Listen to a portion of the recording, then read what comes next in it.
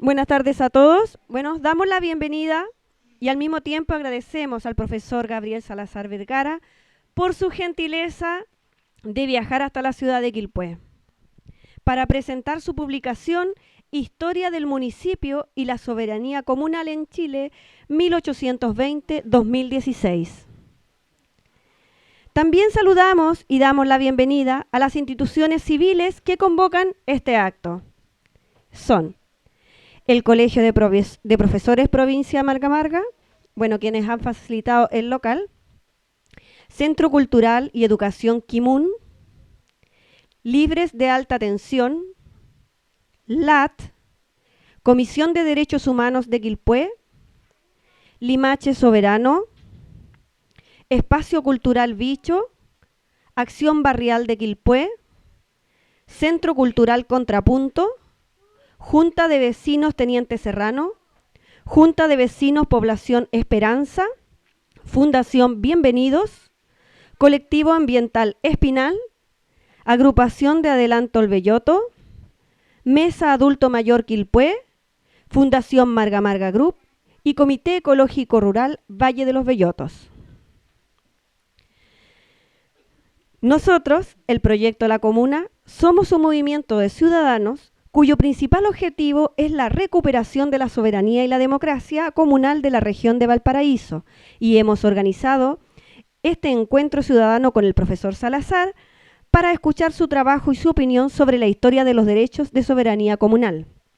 Coincidimos con el profesor Salazar en cuanto creemos que la recuperación de los derechos soberanos de las comunas y de sus unidades territoriales más básicas, como son las agrupaciones vecinales, son la piedra angular del desarrollo humano que los chilenos merecemos y deseamos. A continuación dejaré con ustedes al compañero Claudio Corbalán Robert, quien hará una breve introducción a los temas tratados en la publicación y objeto de este encuentro.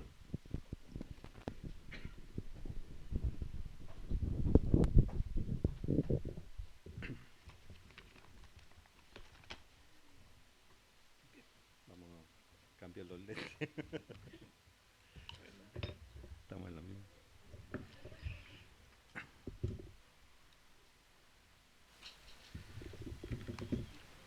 Buenas tardes. Eh, ¿Ahí escuchan? ¿Se escucha? Sí, ya. Don Gabriel Salazar Vergara nació en Santiago en 1936 y se ha dedicado toda su vida a entender la historia de nuestro pueblo. Estudió en el glorioso Instituto Pedagógico de la Universidad de Chile y en 1960 egresó como profesor de historia. En 1963 obtiene la licenciatura en filosofía y en 1969 el título de sociólogo. En 1973 fue apresado y torturado por el gobierno cívico-militar que derrocó el régimen democrático que gobernaba Chile. En 1976 partió al exilio. En su afán de comprender la realidad del pueblo, realizó estudios de doctorado en la Universidad de Hull, en Yorkshire, en el Reino Unido, donde obtuvo el doctorado en Historia Económica y Social, cuya tesis doctoral dio origen a su más famosa publicación, Labradores, Peones y Proletarios. Desde 1985 se ha desempeñado como profesor en distintas universidades del país. Formó junto a otros historiadores la corriente historiográfica llamada Nueva Historia Social, centrada en la reconstrucción del proyecto político de las clases populares, cuyo enfoque plantea que las clases populares, a partir de su natural solidaridad, han ido construyendo un proyecto de país independiente del proyecto de las clases dominantes. Proyecto político que ha logrado algunos avances a través de nuestra historia, pero que finalmente ha sido aplastado una y otra vez por las clases dominantes. En el año 2006, el esfuerzo del profesor Salazar es reconocido con el Premio Nacional de Historia. La obra que se presenta.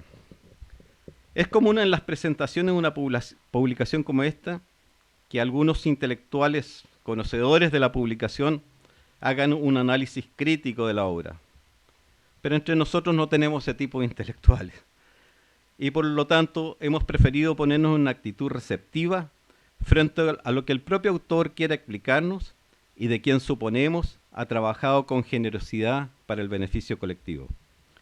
En cambio, sí nos interesa mencionar por qué nuestro gran interés en presentar al profesor Salazar en este conjunto de vecinos y dirigentes sociales de la región de Valparaíso.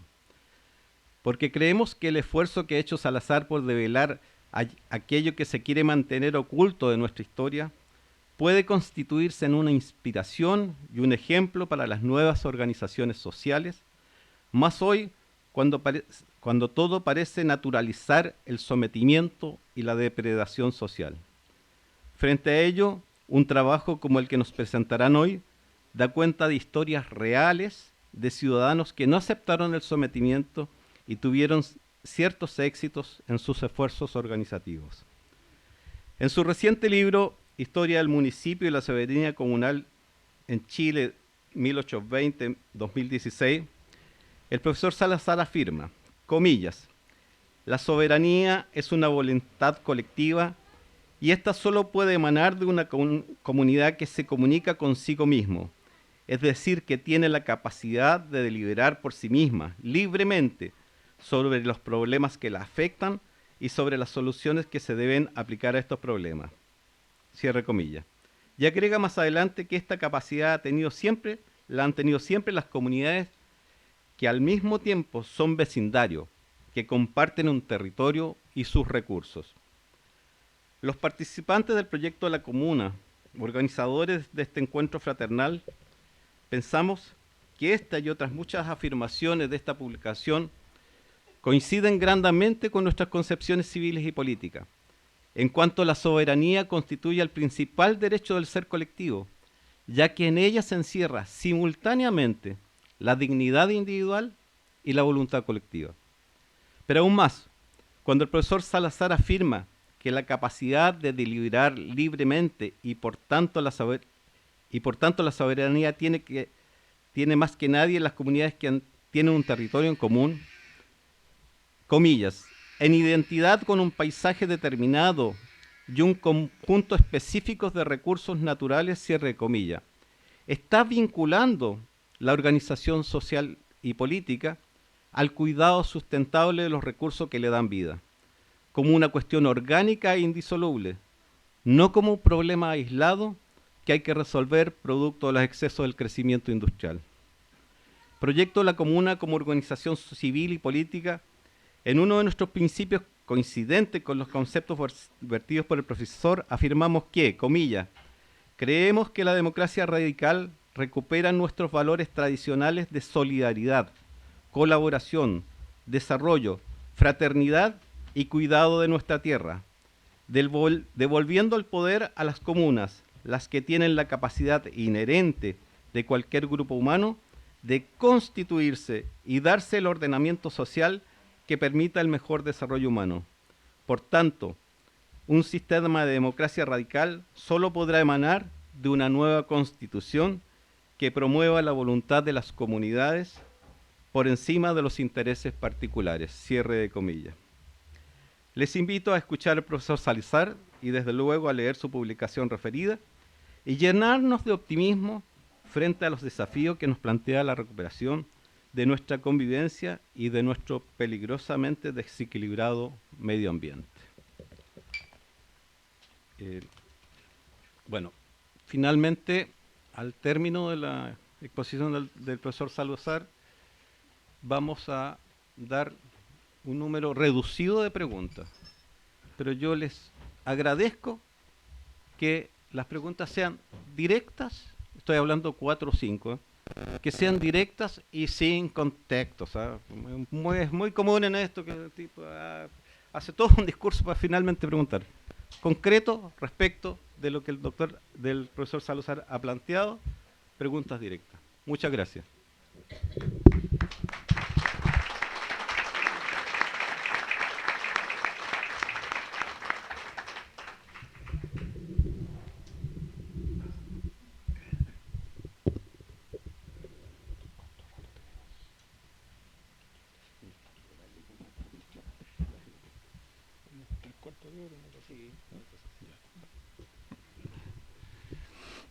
Hola, buenas tardes, parece, a todas y a todos. Bueno, ciertamente, en primer lugar, quisiera agradecer la invitación de los compañeros acá que nos trajeron a este lugar, la ciudad del sol, decían antes, ¿no? Eh, sí, para poder participar en una reflexión ciudadana, en una deliberación tal vez ciudadana. Es natural que se da en un lugar que tiene mucha historia, mucha tradición, mucha memoria de sí mismo, ¿no?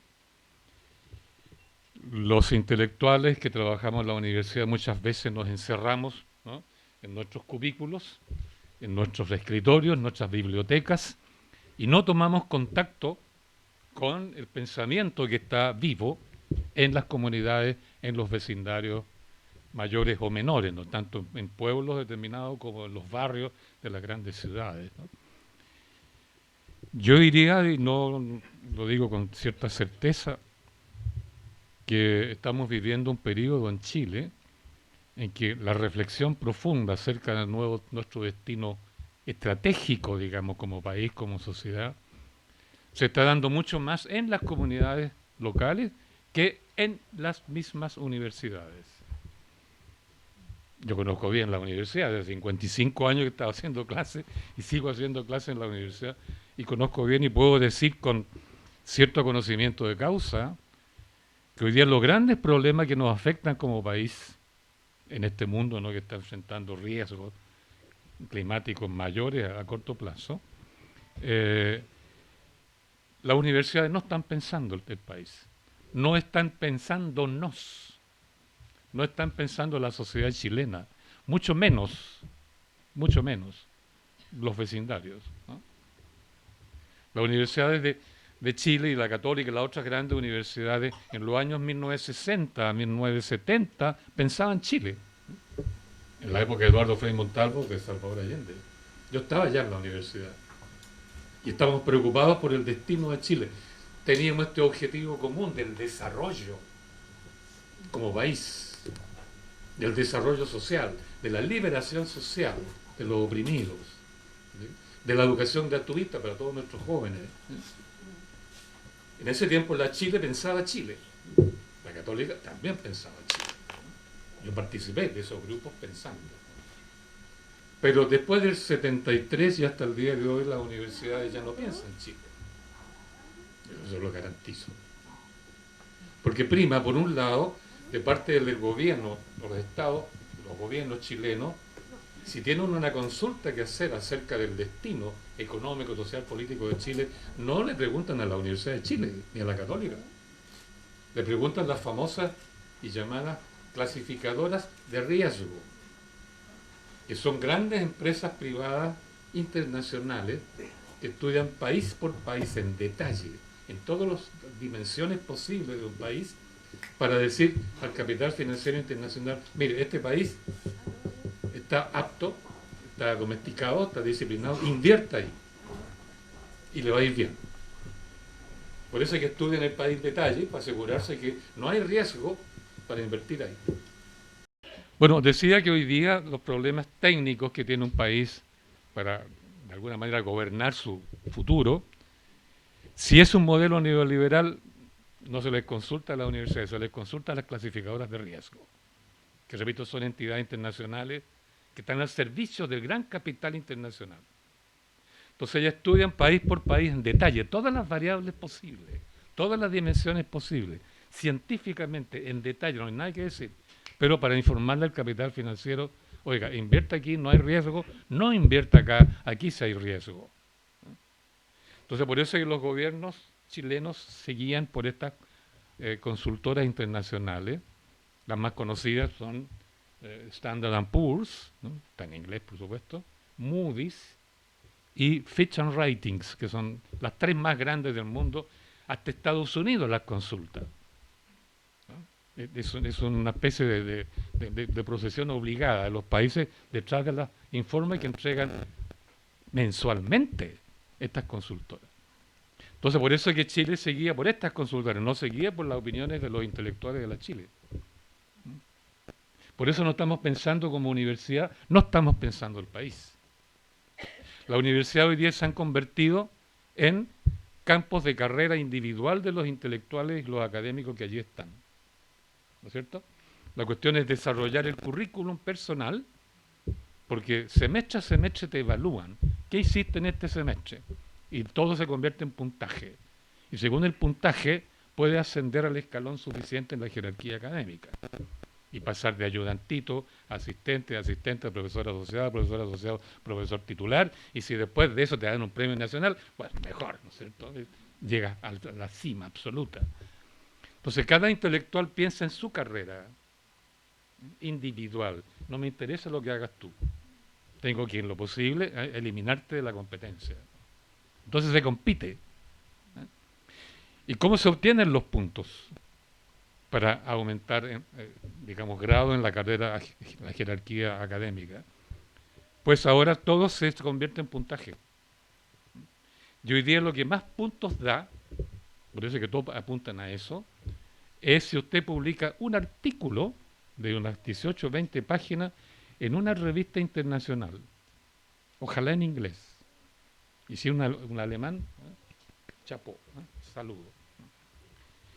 Por tanto, lo que interesa a un intelectual hoy día es publicar en revistas internacionales o llamadas revistas indexadas, que pueden ser chilenas también, pero indexadas a nivel internacional, y eso te da, pongamos caso, un artículo te da 10 puntos en la evaluación semestral.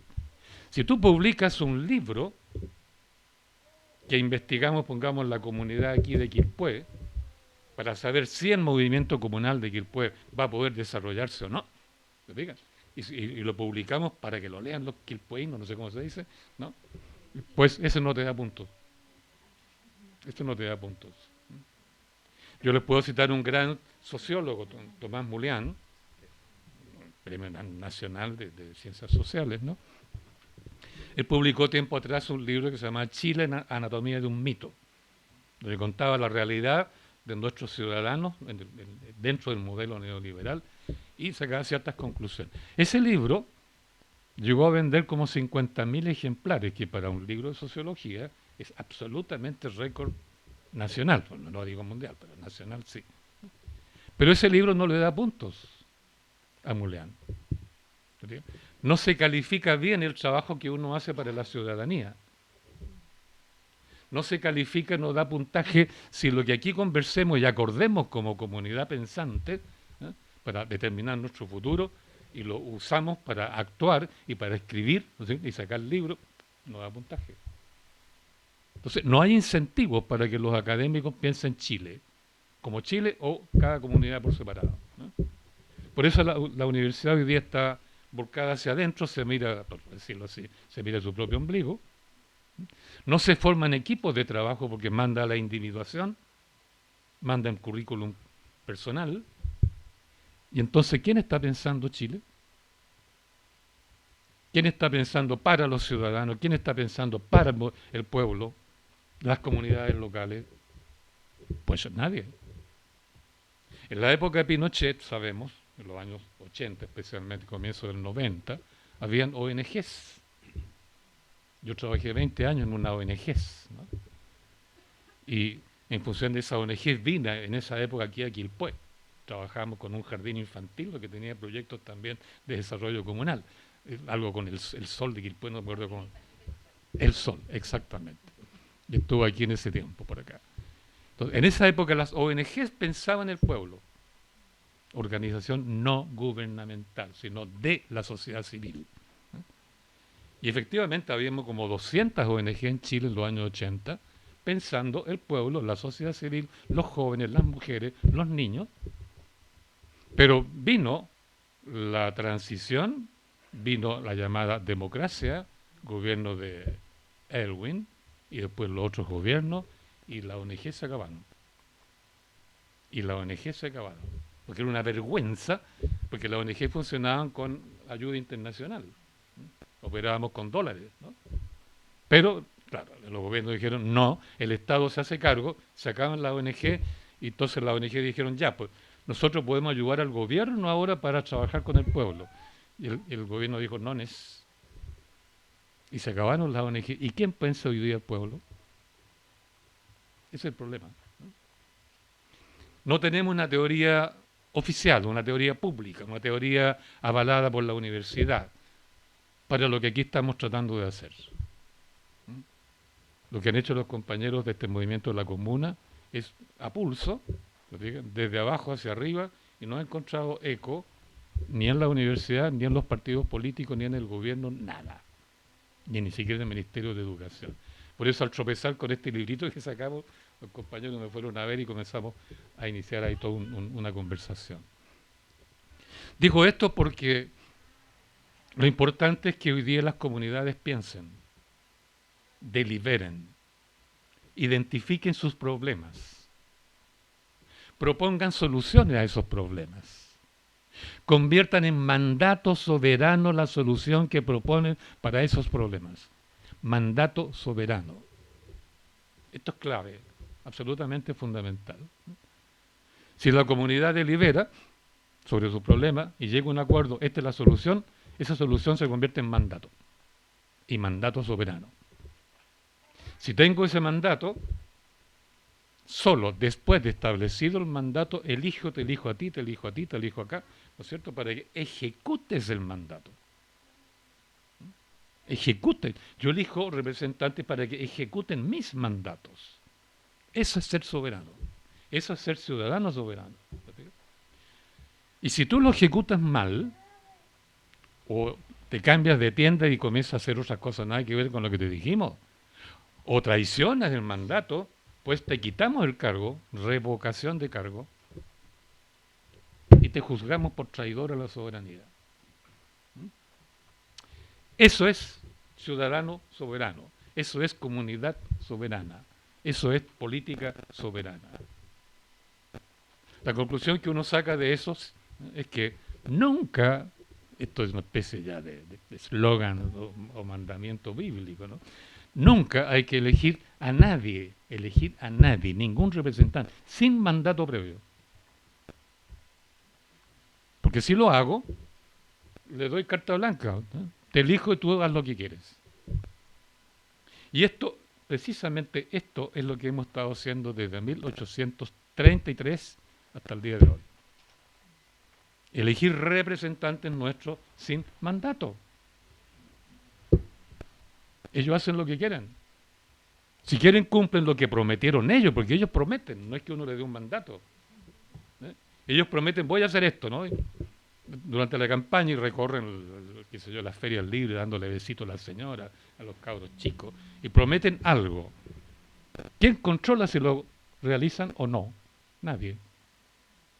Si uno elige gente sin mandato, ese mandatado es irresponsable porque no le da cuenta a nadie de lo que hace. Hemos estado 200 años eligiendo representantes, diputados, ¿no es cierto?, senadores, presidentes, sin mandato previo. Por tanto, no los evaluamos después que cumplen su periodo de mandato, digamos. Es cuestión para pensarla. Hemos sido por 200 años ciudadanos de tercera clase. De tercera clase. Porque hemos hecho lo que ellos nos han pedido y nos han obligado vía constitución política, vía ley, que hagamos. Desde que elegimos representantes sin mandato, ellos de vuelta nos han dicho, ¿cuál es tu soberanía de ciudadano? Bueno, tienes derecho a un voto cuando te llamemos a votar. Un voto individual, depositado en una cámara secreta que nadie te vea. Y hace una rayita. Y ese voto se me convierte en un número.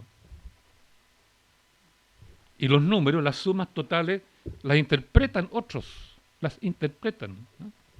Los sociólogos o los dirigentes de partido político.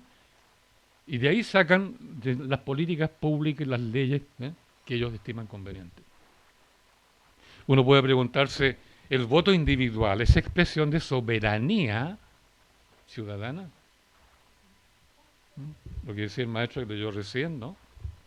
La soberanía, hay que pensar mucho lo que es la soberanía. La soberanía no es una voluntad individual. No es cuestión mía. Yo, frente a la comunidad, frente a la sociedad donde vivo, no soy soberano por el hecho de ser un individuo libre, ¿no? Porque la soberanía es la expresión de una voluntad colectiva, no individual. La voluntad individual es un derecho, claro, filosófico, ¿no? El libre albedrío, ok, estamos de acuerdo. Pero la soberanía es una voluntad colectiva, no individual. ¿Y cómo se constituye una voluntad colectiva? Ese es el problema. Ese es el problema, ¿no? ¿Se construye voluntad colectiva cuando yo voto individualmente? ¿Eh? ¿Cómo voto yo? Preguntémonos. Voto por este porque mi papá era de tal partido y yo sigo la línea. Creo en mi viejo. Y voto por este señor porque es de la misma corriente. Voto por este señor porque me cayó simpático, ¿no? Sabe hablar, habla bien, qué sé yo, hizo esta otra promesa. Pero eso no es equivalente nunca a la construcción de una voluntad colectiva. ¿Cómo se construye la voluntad colectiva? Ese es el gran problema. Deliberando uno con otro. Dialogando uno con otro. Este es el problema, esto es lo que nos duele, esta sería la solución. Vamos a encargarle a este perico que cumpla nuestro mandato y votamos por él, pero amarrándolo al mandato. No hay voluntad colectiva sin deliberación. ¿Y quiénes pueden deliberar? Las comunidades locales, porque viven juntas, son vecinos, se ven, se conocen, comparten los colegios, comparten las plazas, comparten los problemas, comparten la escasez de agua, comparten los aluviones que le caen encima, comparten los peligros, comparten la esperanza. Es un gran problema a pensar con mucha frialdad cuál es la mejor forma de asociarse para que el pueblo haga y se haga lo que él necesita y quiere. ¿Mm? Podemos asociarnos por ideología, partido político, por ideología. Ahí está todo el problema de la ideología. Podemos asociarnos por gremio, todos los pescadores juntos, todos los campesinos juntos, todos los, qué sé yo, los que venden en las calles, los ambulantes. O podemos asociarnos territorialmente por el lugar donde vivimos, ¿no? Donde están nuestros hijos, donde están probablemente nuestros padres, donde están nuestros problemas, donde están nuestras escuelas, donde está nuestra iglesia, donde están los recursos de agua que pasan o no pasan. Hay tres maneras de asociarse en la historia y en Chile se ha practicado solo una y media, es decir, la asociatividad ideológica, los partidos políticos, y en segundo lugar la asociatividad gremial, tipo CUT, digamos, ¿no? O ¿cómo se llama? La NEF, ¿no? U otras, ¿no? Si ustedes fijan, la asociatividad por gremial, por oficio, por actividad laboral, están encerrados en los intereses de esa actividad laboral. Y a nivel nacional. Entonces se constituyen a nivel nacional como ANEF, ¿digan? O como CUT, y tratan de resolver los problemas en el Estado, a nivel nacional. A nivel nacional. Y siempre se quedan cortos para resolver los problemas locales. Problemas locales. Hace poco tiempo estuve en Copiapó, me invitaron de allá porque se les produjo un aluvión, ¿no? Y le taparon toda la ciudad de barro. Pues fue una catástrofe natural. Y ante esa catástrofe el Estado Central, la ONEMI, llegó tarde, mal y nunca, no resolvió nada. Me contaron ellos, ¿no?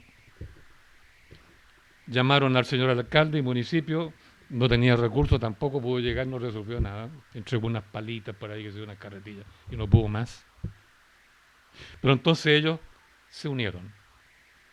Me contaron, ellos, hasta antes del aluvión me decían ellos, si nos encontrábamos en la calle, un saludo así al pasar era mucho. No nos hablábamos, nos mirábamos de reojo, pelábamos a la vecina de allá o al vecino de acá. No estábamos unidos. Pero 2 o 3 días después del aluvión nos unimos como hermanos. todos trabajando en la calle con una pala para sacar el barro. Los viejos, las viejas, los hombres maduros, las mujeres maduras, los jóvenes, los niños. Toda la comunidad entera se involucró en resolver el tema del barro. Y en 2 semanas me dijeron, resolvimos el problema. Y tuvimos esa sensación profunda, me dijeron, fue un impacto, ¿eh?, de sentirnos que éramos comunidad. Comunidad actuante. Comunidad que podía trabajar codo a codo. Comunidad que podía sesionar, deliberar para distribuir el trabajo de limpieza de las casas y las calles. Y nos amamos, ¿no? Y me contaron, estaban tan contentos por haberse descubierto que eran comunidad, una unidad solidaria, que para celebrar inventaron un trago, ¿no? Un trago, ¿no?, mientras trabajaban. E inventaron un trago que le llamaron justamente aluvión, ¿no? Y claro, como era catástrofe, entonces partieron de la fórmula, perdonen la digresión, pero de la fórmula del terremoto, que todo el mundo lo conoce, ¿no?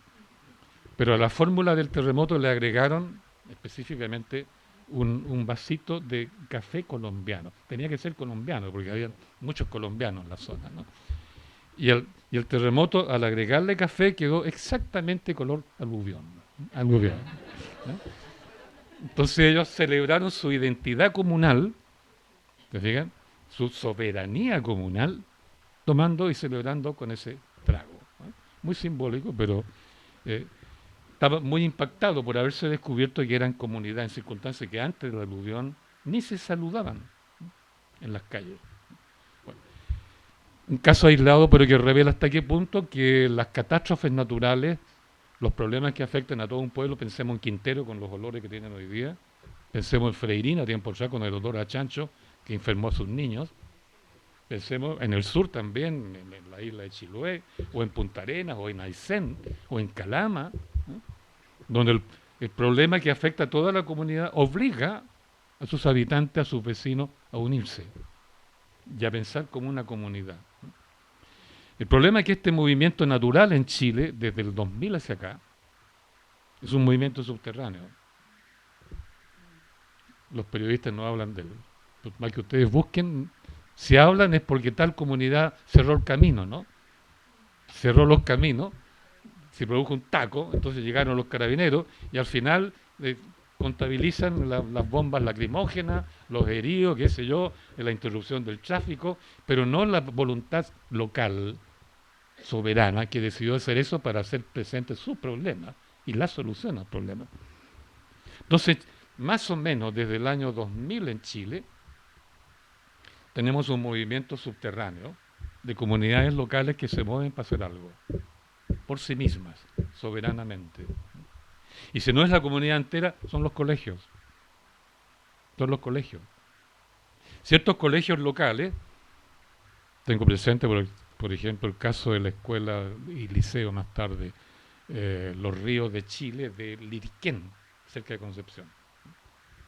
Ese colegio le fue pésimo en la CIMSE, le fue pésimo en la PSU, fue en la época cuando era ministro de Educación el señor Lavín, ¿no? Y en vista de esos resultados, porque los colegios hoy día también, todo es por puntaje, ¿no? Todo es puntaje, ¿eh? Sacó puntaje muy bajo y le pusieron semáforo rojo, o sea, tiene que disolverse de aquí en corto plazo. Entonces los profesores, los alumnos y la comunidad local se enojaron, reaccionaron, se rebelaron y decidieron hacer su propia reforma educacional. Sobre la base de que lo que ahí se enseñara, en ese colegio, era exactamente lo que necesitaba la comunidad de Liriquén. Que le estaban construyendo ahí en la bahía una serie de cuestiones raras que le echaron a perder todo el paisaje y la ecología, ¿no? Entonces, ellos querían que se educara a sus niños en función del Liriquén, de los problemas locales del Liriquén, de los problemas reales de los niños del Liriquén. Entonces, construyeron un programa de estudio para sí mismos. Construyeron un sistema de evaluación donde toda la comunidad evalúa. Evalúa, la comunidad en la asamblea abierta evalúa a los profesores, a los alumnos. y se evalúa a sí misma. Ustedes saben que detalles históricos que ayudan a reforzar la idea, ¿no? Por 1920, la FOCH, la Federación Obrera de Chile, tenía escuelas, ¿no? Y estaba preocupada de la educación, de la autoeducación de los trabajadores y de la educación de los niños que ellos tenían. Entonces la FOCH tenía como 40 escuelas distribuidas en Santiago y otras localidades, pero ahí la comunidad de trabajadores, de apoderados, con los niños incluidos, diseñaban el programa de estudio. ¿Qué vamos a estudiar? ¿Para qué vamos a estudiar? ¿No? Los contenidos los ponían ellos. Ellos contrataban a los profesores. Y lo más lindo de todo, es que la evaluación del trabajo académico la hacía la comunidad entera, o sea, en presencia de la comunidad. Y la comunidad evaluaba. La comunidad evaluaba. Entonces era un proceso de autoeducación ciudadana, ¿sí?, que fue muy importante en los años 20 y 30, que después el Estado los destruyó todo porque apareció el Estado docente, ¿no? Y destruyó la comunidad autoeducativa, ¿no? Sabiendo eso, a mí se me ocurrió un día, otra anécdota, pero para explicar un poquito mejor, ¿no?, lo que quiero decir. Un alumno en el Departamento de Historia de la Universidad de Chile me dijo un día: oiga, profe, quiero hacer mi tesis. Ya, pues, ¿sobre qué quería hacerla? Yo quiero estudiar a los raperos, me dijo, ¿no?, al hip hop. Porque yo soy rapero, yo soy hip hop. Y quiero estudiar esto como un fenómeno interno, cultural, social, político, porque los demás, los otros profesores no quisieron. Ya, pues, haz la tesis. Y la hizo muy bien investigada, trabajó como con 20 grupos de raperos, hip hoperos de Santiago, hizo su tesis muy bien hecha, qué sé yo, y al momento de dar el examen, me dijo: oiga, profe, ¿y quiénes pueden venir al examen? Porque ahí en la Chile solo la comisión y el alumno, y nadie más. ¿Cómo te gustaría que fuera el examen?, le dije yo. Me gustaría invitar a mis amigos raperos. Ya, pues, tráelos. Yo me arriesgué también, tráelos. Y llegó el día del examen y unos 120 raperos ahí, todos jóvenes, esperando. La sala se llenó, quedó gente en la sala del lado, en fin. Y cuando iba a dar el examen, él me preguntó también antes: oiga, profe, ¿cómo voy a explicar mi tesis? ¿Cómo la explicarías tú? Bueno, me dijo: rapeando, pues. Rapeando, o sea, en verso y bailoteando. Ya, pues, le digo, hazlo. Pero la comisión está espantada, ¿no? ¿Para qué les digo?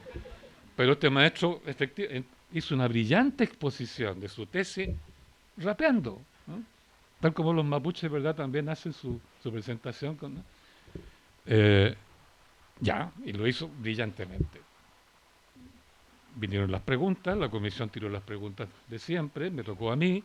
Yo dije: yo voy a renunciar a mi derecho a preguntar como académico y delego mi derecho de preguntar a la comunidad aquí presente, porque ellos son raperos, saben más de rap que yo. Y comenzaron a preguntar los raperos, ¿no? ¿Ustedes creen que le tiraron preguntas fáciles para que saliera con un 7? Nada. Pero preguntas así a concho, ¿no?, a matar, ¿no? Porque ellos sabían, eran raperos. Y se armó una asamblea de raperos de ahí, ¿no?, todos con preguntas muy serias a fondo, que se alargó el examen como 2 horas, ¿no? Y linda la experiencia, ¿no? Entonces llegó el momento de poner la nota y la comisión me dijo: bueno, tiene que salir todo porque la nota la pone la comisión. Yo le dije: ¿qué tal si pone la asamblea, aquí pone la nota? Me acordé de esos tiempos antiguos. No, me dijeron, eso no se puede. Y pusieron la nota, sacó un 7 igual, ¿no? Pero cuento esto, ¿te fijas?, porque puede haber un sistema educacional donde la comunidad construye el tipo de educación que necesita esa comunidad.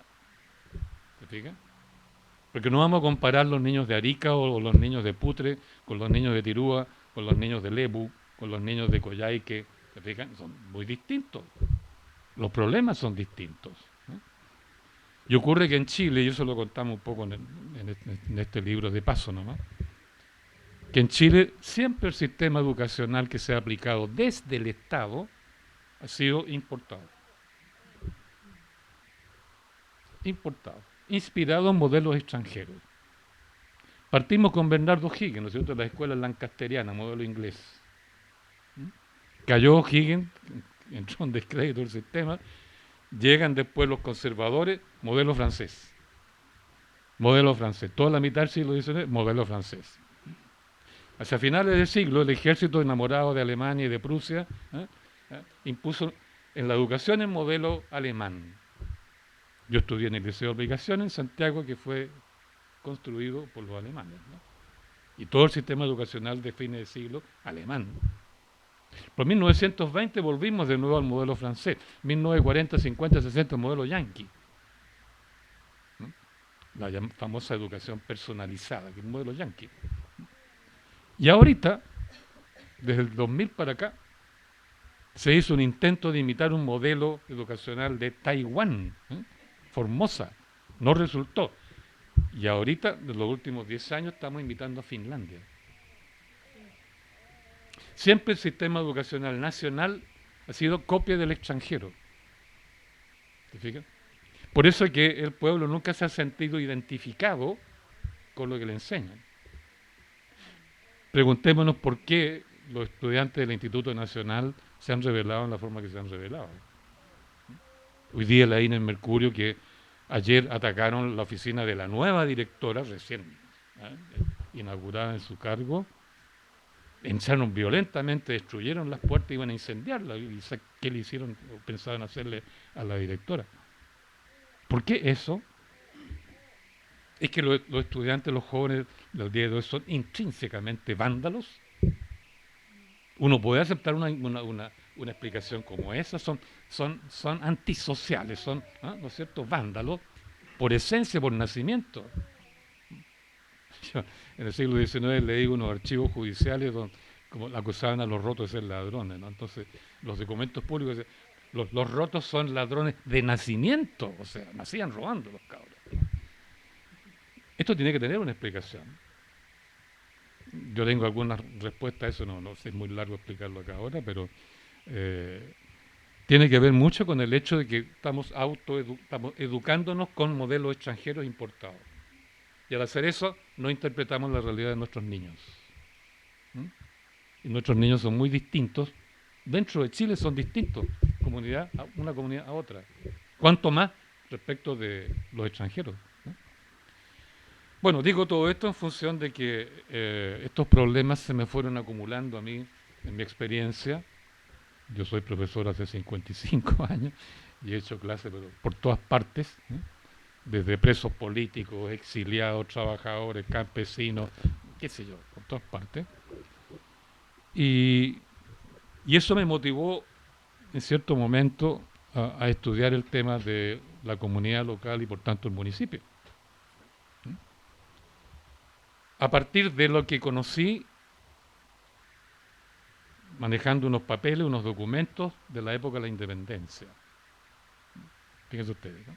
Por 1817, 1814, 1822, 1823, me fui dando cuenta de que en numerosos documentos aparecía la siguiente expresión: los pueblos votan, los pueblos, en plural, eligen, los pueblos decidieron, los pueblos reaccionaron negativamente. Los pueblos, no el ciudadano individual, los pueblos. Y eso me llamó la atención. ¿Qué significa esto? Porque la declaración de la independencia, ustedes saben, la decidió el Cabildo de Santiago, o sea, el pueblo de Santiago. Y el Cabildo de Santiago envió un correíto con una carta a todos los restantes pueblos de Chile. Y los pueblos de Chile, eran 50 más o menos en ese tiempo, recibieron el mensaje, convocan a asamblea Cabildo Abierto, leen el mensaje y le preguntan a la comunidad allí reunida: ¿estamos de acuerdo o no en esto? Si estaban de acuerdo, ¿qué hacían? Mandaban la carta de vuelta: estamos de acuerdo, qué sé yo, votamos. pero enseguida se celebraban a sí mismos. Después de un acuerdo que el pueblo votaba, establecía un mandato soberano, hacían un carnaval. La fiesta para celebrarse así. El carnaval es la fiesta del pueblo para sí mismo. ¿No? Y al día siguiente, que normalmente el domingo, el festivo siguiente, un Te Deum, una acción de gracia en la iglesia. Darle gracias a Dios porque el pueblo había ejercido su soberanía, ¿no? La soberanía local. Eso fui descubriendo que funcionó en los pueblos de Chile desde fines del siglo XVIII hasta 1830, cuando aparece el señor Portales. Y estudié ese fenómeno. Y ahí los pueblos mandaban, las comunidades mandaban. ¿Cómo funcionaba? Cabildo, cabildo abierto. Toda decisión se tomaba en cabildo abierto. Y le daban un carácter sagrado, festividad para sí mismo, y deo gracias a la soberanía divina de Dios. Era muy lindo eso. Por eso el carnaval hay que entenderlo siempre, la fiesta de la soberanía local, comunal. Y por eso ellos, cuando cuento otro detalle, para que veamos que la cosa era muy potente antes, ¿no? Fueron los pueblos los que decidieron derribar la dictadura de O'Higgins. ¿Por qué razón? Porque O'Higgins no los tomó en cuenta. O'Higgins fue dictador, ¿no? Él no creía en la democracia popular, no creía en los cabildos, ¿no? Entonces cuando lo obligaron, cuento largo, lo obligaron a convocar a elecciones para elegir un Congreso Nacional, ¿qué hizo O'Higgins? Mandó una carta a todos los pueblos, elíjase a tal persona que él proponía. Y construyó un congreso a su pinta, ¿no? Los pueblos dijeron, ya hagámosle un favor al director supremo, que dejémoslo contento. Pero ese congreso, que era para analizar los problemas del país, se convirtió en asamblea constituyente. Y comenzó a dictar una constitución nueva, que le daba a O'Higgins 6 años más de directorio, o sea, de dictadura. Entonces, ¿qué dijeron los pueblos? Oiga, nosotros elegimos estos diputados para ese congreso, para que actuaran como legisladores frente a los problemas del país, no para que dictaran una nueva constitución, y menos para que prolongaran por 6 u 8 años la dictadura de O'Higgins. ¿Qué hicieron los pueblos? Les cuento esto para que vean cómo funciona, ¿no?, esta democracia. Le mandaron una cartita a sus diputados: devuélvase, vuelva para acá, a nuestra comunidad, le quitamos el cargo, usted traicionó nuestra voluntad, traicionó la soberanía, y los trajeron de vuelta y los juzgaron. Y le aplicaron lo que en ese tiempo se llamaba juicio de residencia. ¿No? Juicio de residencia se le hacía a toda persona que tenía un cargo público, terminaba su periodo, juicio de residencia. ¿No? Violaste la ley, hiciste negociados raros, no cumpliste el mandato ciudadano, por tanto te juzgamos y si es necesario te condenamos.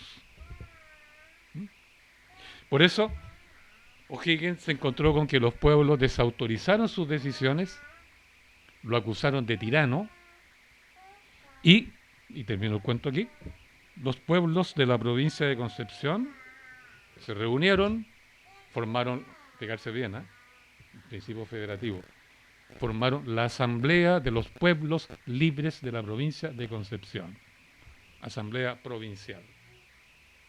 Y esa asamblea provincial se replicó en la provincia, habían 3 provincias nomás en ese tiempo. La provincia de Coquimbo hicieron lo mismo. Los pueblos, a través de los cabildos, eligieron una asamblea provincial. ¿Qué hizo la asamblea provincial? Le enviaron una carta a O'Higgins, la de Concepción, la de Coquimbo. Le dijeron, usted traicionó la voluntad soberana de los pueblos. Usted traicionó, por tanto es un traidor. No le obedeceremos, desacataremos su autoridad. Por tanto le dijeron, váyase. ¿No? Fíjese la decisión, ¿no?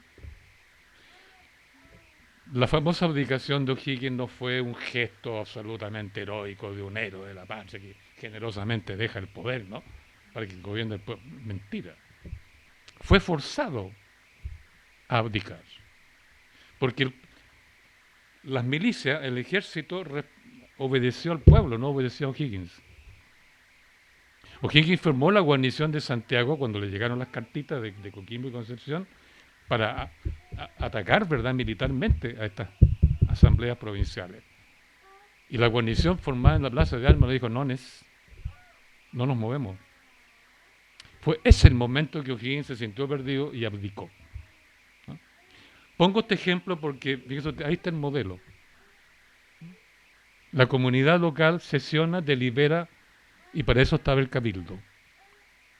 Sus decisiones eran colectivas, soberanas. Si elegía a alguien era con un mandato. Si no lo cumplía, revocación de cargo, juicio. Y por eso se atrevieron a rebelarse contra O'Higgins y lo derribaron.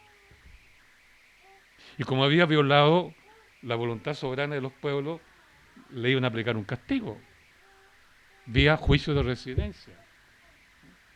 ¿Qué castigo correspondía a ese nivel de traición? Fusilamiento. Y el general Freire, que estaba de acuerdo con este movimiento de los pueblos, no quiso fusilar a O'Higgins, no le aplicó el juicio de residencia, le dijo, váyase al destierro mejor, y le salvó la vida. Al estudiar eso me di cuenta de la importancia de la soberanía comunal, de cómo funciona la soberanía comunal, del poder que tiene frente al poder central, frente a los dictadores. Y por último, cosa muy importante, de darle vida a esta institución que desapareció, el cabildo. ¿Te fijas? Los pueblos se encontraron con Diego Portales a la cabeza, después del motín militar que derribó el gobierno constitucional del 28, ¿no? Portales anuló los cabildos. Nunca más quedaron los cabildos existiendo institucionalmente en el país. Y anuló también las asambleas provinciales. Ustedes se fijan, el Estado chileno después de 1833, ni cabildos ni asambleas provinciales. Es decir, dejó a la ciudadanía sin instancias de deliberación. Desde entonces no hemos tenido dónde deliberar. Espontáneamente la gente, fíjense ustedes, cuando se rebela, hace cabildos abiertos, ¿no? Los inventa, espontáneamente. Pero nunca nuestros constituyentes, de los que han hecho las constituciones, han considerado la posible restauración del cabildo, que durante siglos, entre paréntesis, ¿no?, desde el siglo XV más o menos hasta el comienzo del XIX, el cabildo fue el órgano de la soberanía popular, en oposición a la soberanía divina de los reyes. ¿Eh? Los estados modernos surgieron de la soberanía divina de los reyes, pero en oposición a eso estaba la soberanía popular, y la soberanía popular funcionaba a través del cabildo. Por eso la obra maestra de Diego Portales fue eliminar el cabildo y la asamblea provincial. Entonces ellos dijeron, reorganizaron el sistema electoral. Ya no se vota por pueblo, ya no se vota a través de decisiones de cabildo. Y la reforma que hizo don Diego Portales se vota por individuo. Desde entonces hemos estado votando por individuo. Y el voto individual no incluye deliberación, no hay deliberación. Al eliminar la deliberación y las instituciones que sean posibles la deliberación, el cabildo y la asamblea provincial, dejamos de deliberar. Y nos engatusaron con la idea del voto individual, que no se delibera. Y como no se delibera, votamos sin mandato, o sea, no entregamos mandato al señor que elegimos. Este queda libre, va a hacer lo que quiere. Recientemente vimos un ejemplo patético de un señor que pertenece a un partido. Votaron por él porque el señor tenía la idea de ese partido, pero ese señor decidió por sí y ante sí individualmente, no, yo voto en contra de mi partido porque apoyo esta moción de la derecha. No lo voy a nombrar, pero es fácil adivinar. ¿Eh? Es un ejemplo típico. Si yo hubiera votado por él, habría sido porque pertenecía a un partido que dice tal y cuales cosas. Pero él se independizó del partido y votó porque él se sentía que él es soberano en sus decisiones como diputado. Y uno no elige a la gente para que sean soberanos como individuos. Uno elige a la gente para que ejecuten mi mandato. Por eso el gran causante de la destrucción de los pueblos, de los cabildos, de la soberanía comunal, fue don Diego Portales y Palazuelos, ¿no? Destruyó el cabildo, destruyó las asambleas provinciales, destruyó el voto colectivo, el voto por pueblo, e instaló el voto individual. Desde entonces hasta el día de hoy. Por eso en el libro contamos esa historia de cómo se destruyeron los cabildos y en su reemplazo crearon los municipios. En municipio ustedes ven, es cualquier cosa, ¿no? No se sabe lo que es. ¿Es parte orgánica del Estado? No, porque todo el mundo dice el Estado lo constituye el poder ejecutivo, el legislativo, el judicial, punto. Entonces, ¿qué es el municipio? ¿Tiene poder o no tiene poder?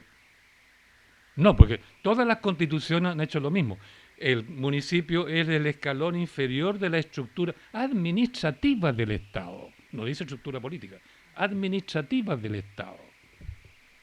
Pero para dejar contentos a las comunidades locales, les dan derecho a voto para elegir al señor alcalde. Y uno está feliz porque vota por los regidores y alcaldes que son más o menos conocidos, hasta por ahí nomás, porque hace mucho tiempo que se eliminó esa exigencia que venía del periodo colonial. No se elige a nadie por Quilpué que no sea de Quilpué, ¿verdad? Y en Chile ahora vemos, ¿no es cierto?, se eligen diputados por Tarapacá que nunca han vivido en Tarapacá, ¿no? O un senador famoso hace poco, lo eligieron también por el norte, y jamás él vivió en el norte, ¿no? Ni siquiera 3 años, ¿no? Porque claro, se distribuyen desde el poder central y de los partidos, ¿eh? Tú vas a elegir a un señor, lo sacaron después que había lanzado su candidatura por una comuna de Santiago, ¿no? O una jurisdicción de Santiago, y el partido decidió, no, tiene que ir por Osorno. El tipo lloró en público porque lo manipularon, ¿no? Y él ni era de la comunidad de Las Condes, ni era de Osorno, pero ¡pum!, lo movieron así, ¿no? Esos son nuestros representantes, ¿verdad? Bueno, por esa razón seguí estudiando el problema del cabildo, la soberanía comunal, lo que pasó con la soberanía comunal cuando se instaló el municipio. Se demoraron 20 años en aprobar la ley orgánica de los municipios. Recién en 1854 y fue abolido el cabildo en 1830. Son 24 años que no hubo ni cabildo ni municipio propiamente tal. Todo lo controlaba el presidente. Entonces el centralismo ha matado absolutamente no solo a los cabildos, sino que la autonomía regional. Bueno, el libro cuenta entonces todo ese proceso. Como dijo un presentador del libro en Santiago, estos son 3 libros en uno. Porque la primera parte cuenta este proceso que lo resumo acá. La segunda parte estudia lo que pasó con Pinochet, porque Pinochet anunció a todo el mundo, o si ustedes quieren, el modelo neoliberal, ¿no?, para ponerlo un poquito más presentable. Ellos inauguraron, según ellos, la política de descentralización del Estado, ¿no?, con gran bombo. Bueno, la segunda parte del libro estudia el anverso y el reverso de toda esta política descentralizadora, que en el fondo es una obra maestra de estrategia política, porque le quitan poder aparentemente al Estado central, ¿no?, lo debilitan, ¿no?, y distribuyen el poder en una especie de nube de poder, ¿no?, que hoy día se llama gobernanza. Gobernabilidad cuando el Estado quiere controlar todo y mantener disciplinado toda la sociedad.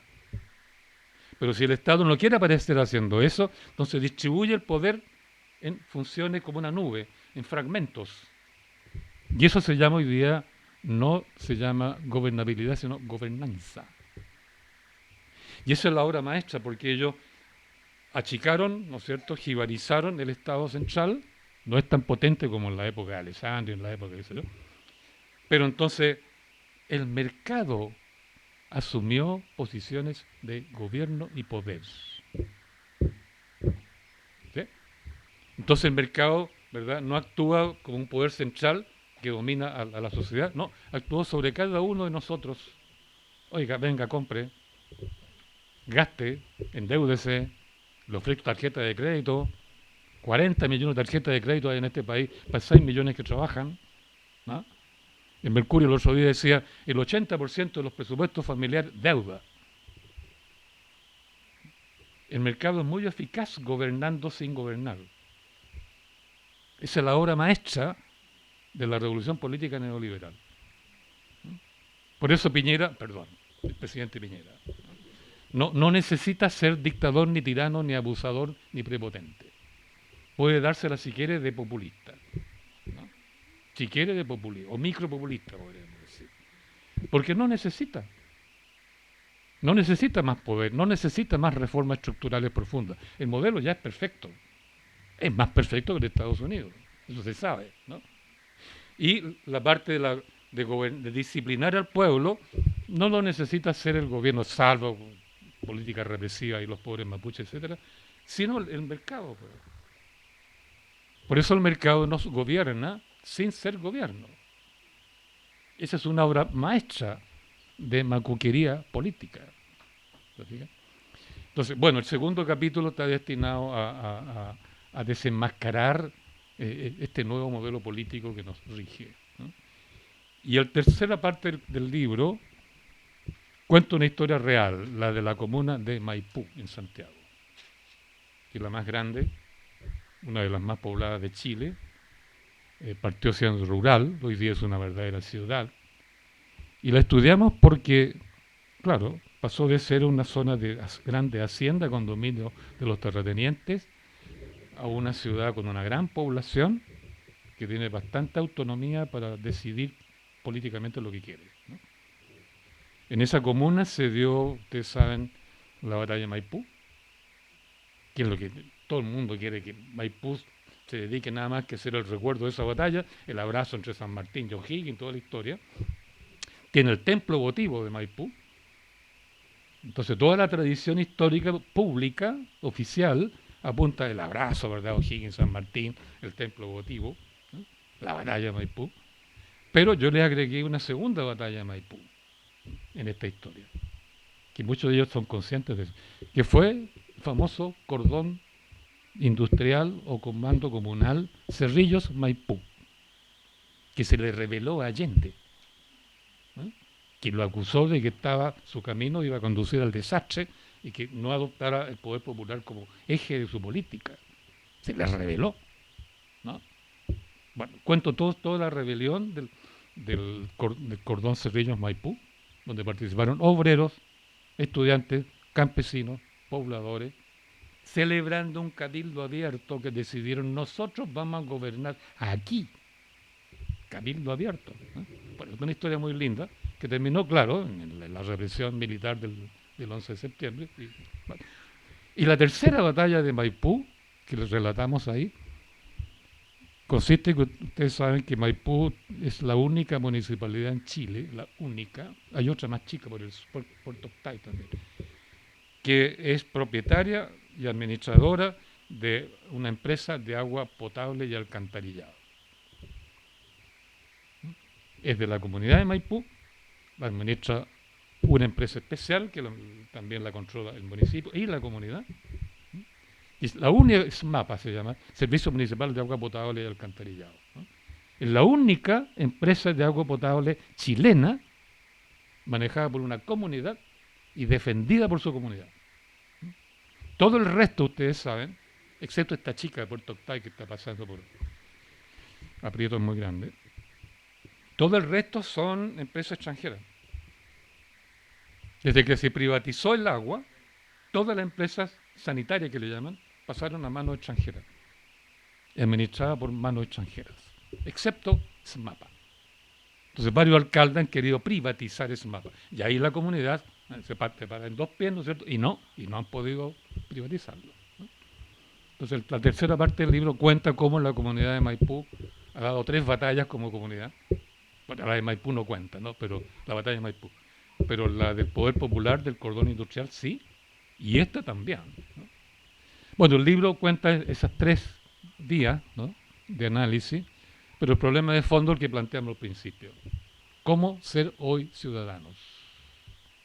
Para dejar de ser ciudadano igual un voto que no es soberano, ciudadano que firma pliegos de petición a cada rato, ciudadano peticionista, pedigüeño, limonero, tercera categoría de ciudadanos, o ciudadanos, si no me responden a mis pliegos de peticiones, protestantes. Y protesto, y salgo a la calle, tiro piedras, me agarro con los pacos, rompo vidrio, le pongo capucha, qué sé yo, etcétera. Eso hemos sido, un ciudadano no soberano, ciudadano igual un voto individual, ciudadano marchante por las calles, ciudadano peticionista, ciudadano tercera clase. Entonces el problema consiste en cómo salimos de ese estado, de hacer nuestra propia revolución adentro de uno mismo, entre nosotros. Pensar un poco menos, tomar la moneda por asalto y pensar, bueno, asaltarnos nosotros mismos para asumir la soberanía, que es el derecho humano que nos corresponde por comunidad. Bueno, eso es un poco el sentido de fondo del libro, lo que quisimos estudiar ahí lo más objetivamente posible. Hay una cantidad de información de que llega a aburrir un poco, pero que había que hacerlo. Y por esa misma razón es que nos senté muy gustoso la invitación de este movimiento La Comuna y estar aquí con ustedes para intentar también incorporarnos de alguna forma a las deliberaciones locales que, como digo, están por todo Chile. A veces como lo que están haciendo aquí, a veces, como dije, a través de un colegio que se autorreforma y que generen los alumnos todo un movimiento distinto. Otras veces, como en el norte, por ejemplo, los municipios se juntan para independizarse de Santiago y adscribir a una región de desarrollo económico que va del Pacífico al Atlántico. Chile, Perú, Bolivia, Paraguay, Brasil. Hay distintas formas, pero se está pensando a todas.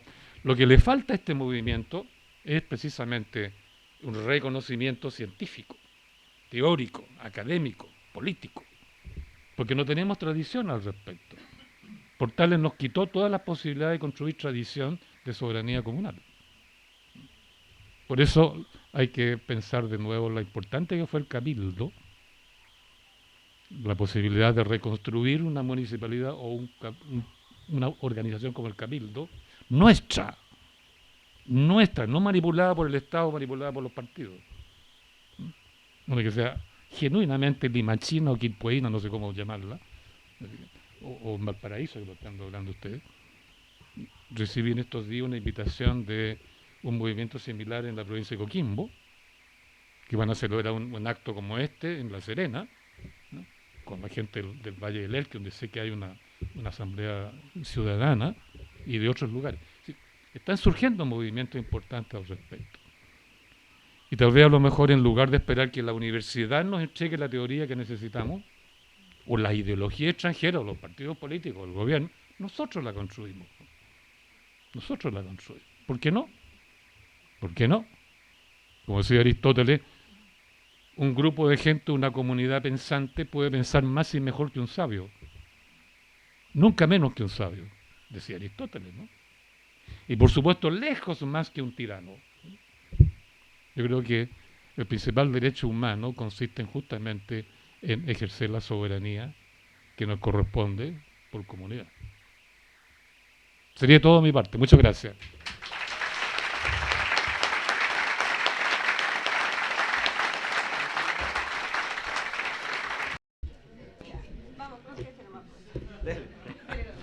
Voy a poner de pie porque... está bueno.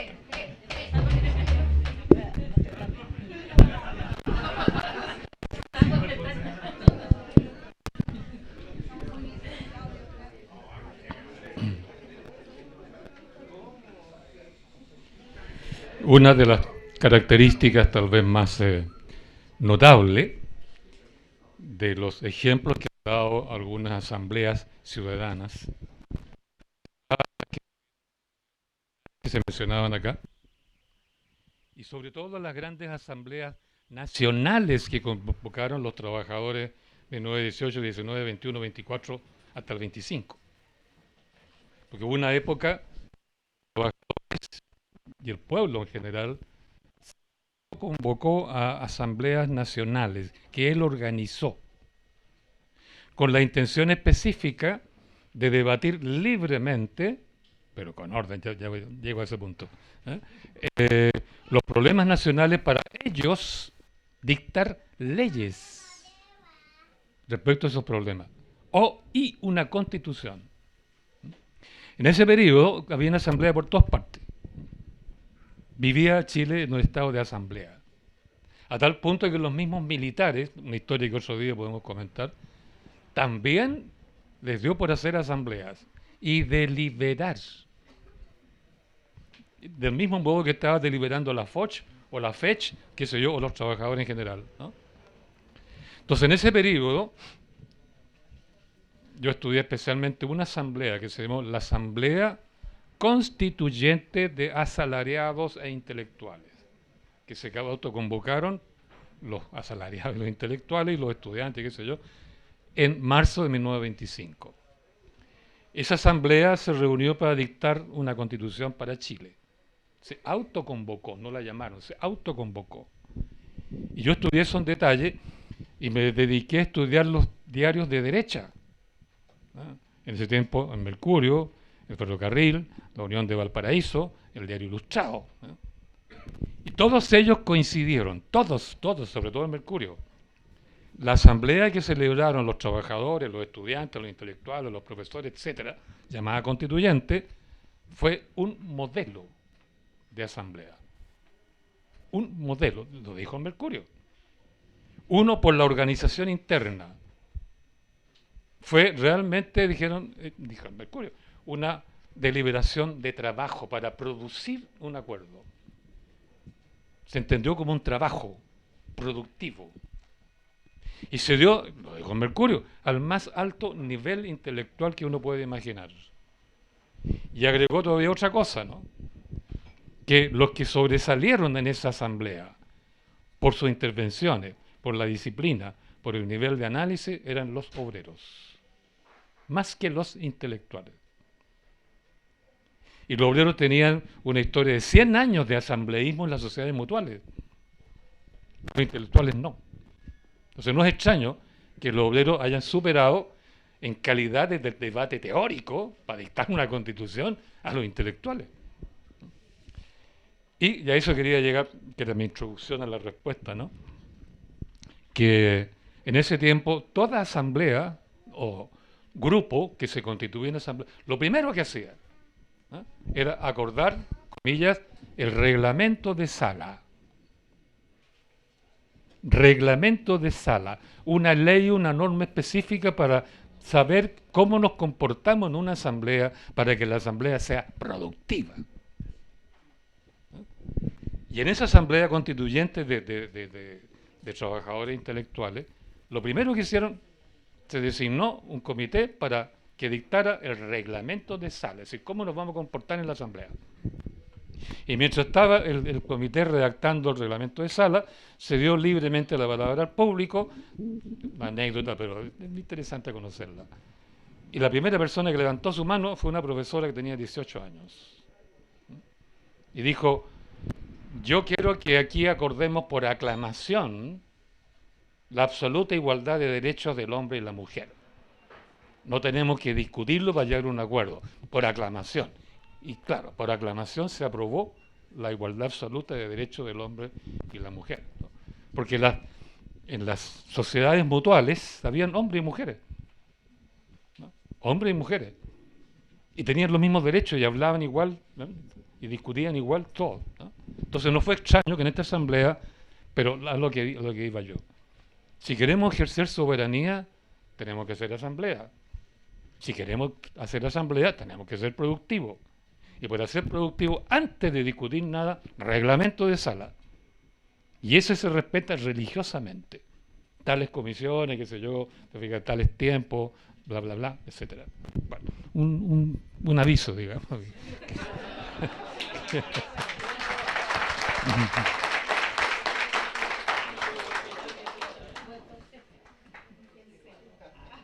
Ya. No sé si voy a poder responder las 8 preguntas que tengo anotadas, pero voy a tratar, para responder algunas se puede hacer muy rápido, otras no, ¿no? Pero la primera que planteó acá el compañero respecto de lo que hizo la comunidad de estudiantes de la Universidad de Santa María en relación a lo que pasó con el movimiento estudiantil del 2001 en adelante. Es bien interesante esto porque el gran movimiento estudiantil que se inició en Chile en este siglo XXI lo iniciaron los estudiantes secundarios.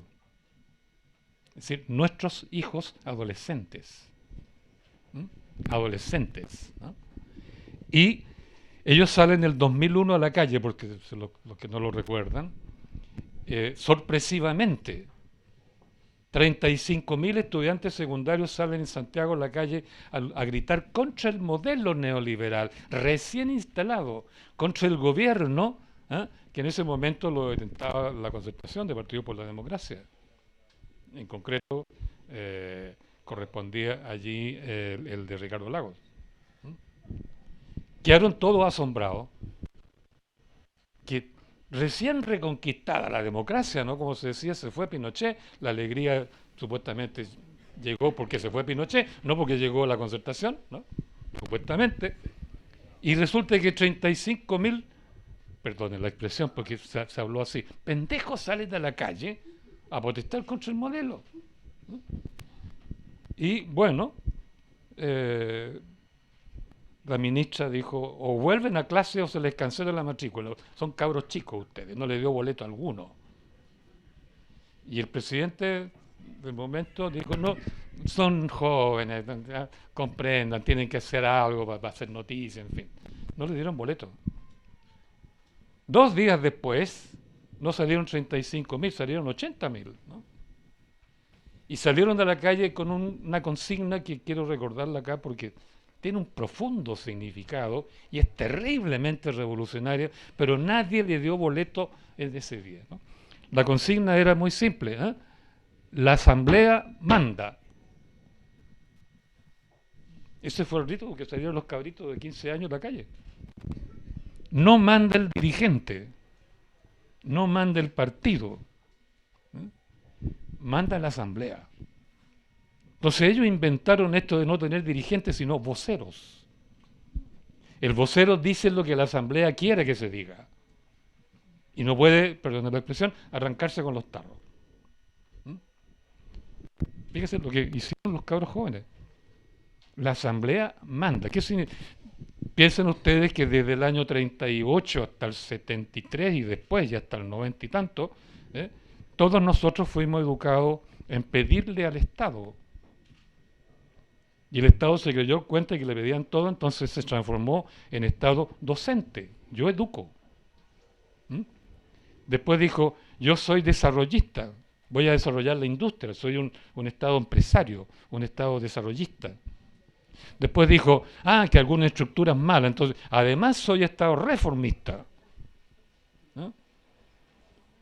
Y después, entre medio, en los 40, 50, no, yo protejo a la mujer, yo protejo a los niños, yo protejo a los trabajadores, soy el Estado papá.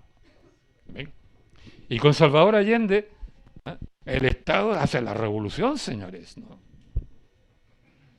Porque eso nos gritó cuando salimos, después del tancazo, salimos a la calle, ¿no es cierto?, a gritar contra el ejército y contra la situación existente, y levantamos el puño en alto, ¿no? El presidente, el pueblo te defiende, qué sé yo. Y ya en la Plaza Libertad, fíjate lo que pasó, ¿no? Como yo soy el más viejo acá, cuento esa historia. Empezamos a gritar frente a la Moneda, a cerrar el Congreso Nacional y a establecer la Asamblea Popular, que el pueblo gobierna. Y el compañero presidente salió por un balcón con su micrófono correspondiente, yo no voy a cerrar el Congreso Nacional, yo respeto la Constitución. Y 2 días después le mandó una carta a los compañeros de Concepción que sí habían construido una asamblea popular en Concepción, ¿no? Y les mandó una carta: ustedes pretenden hacer la revolución por sí mismos con una asamblea popular, son contrarrevolucionarios. Es el gobierno del pueblo el que hace la revolución, no ustedes. ¿Por qué digo esto, no? Porque fuimos educados en pedirle al Estado todo. Yo le dije, pedigüeño, ¿no? Y si no, protesta. Y el Estado entonces pareció Estado docente, Estado desarrollista, Estado empresario, Estado reformista, Estado protector, ¿eh? Y Estado revolucionario. El Estado lo era todo, nosotros nada. Nada. Por eso vivíamos para relacionarnos entre sí, ¿no? Yo no te conocía como persona, lo que tú... No, ¿soy comunista o soy de la DC? ¿No? ¿Soy amarillo o no? Etcétera, ¿no? Nos relacionamos en función de la definición política frente al Estado. ¿Mm? Bueno, ¿por qué digo esto? Porque los cabros chicos en el 2001 dicen no a las dirigencias, no al Estado, no al partido, manda a la asamblea. Como que fueron premonitorios, ¿no? Como profetas, ¿no? Anunciaron que el siglo XXI le iba a dar importancia a las asambleas como esta. Fue bonito, ¿no? Entonces, la pregunta del compañero es muy pertinente, porque ¿qué pasó con ese movimiento?